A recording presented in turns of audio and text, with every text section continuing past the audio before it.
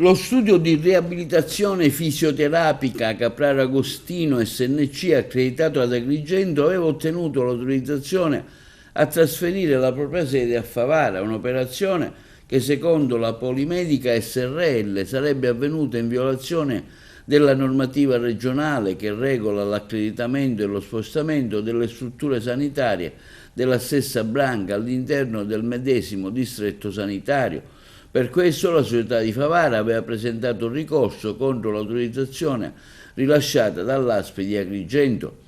In un primo momento però il TAR Sicilia, con sentenza del febbraio del 2022, aveva respinto le contestazioni, giudicando legittimo il trasferimento del centro di fisioterapia da Agrigento a Favara, dichiarando inammissibili anche i ricorsi presentati dal sindacato AMSA FKT e dall'Ippolit Petari SRL,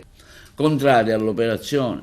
La Polimedica SRL, a difesa degli avvocati Michele Cimino e Giovanni Sellitto, ha quindi presentato appello al Consiglio di Giustizia Amministrativa per la Regione Siciliana, ribadendo la presunta illegittimità del provvedimento con sentenza pubblicata a fine agosto. Il CGA ha accolto le argomentazioni della società favarese, annullando il trasferimento e introducendo un principio innovativo. L'ASP in casi analoghi non potrà più limitarsi a un atto di discrezionalità amministrativa, ma dovrà fornire una motivazione rafforzata che giustifichi l'operazione. Contestualmente i giudici amministrativi hanno condannato l'ASP di Agrigento a rimborsare le spese processuali sostenute dalla Polimedica SRL nei 2 gradi di giudizio per un totale di 6.000 euro, una decisione destinata a incidere sulle future procedure di trasferimento delle strutture sanitarie accreditate nel territorio siciliano.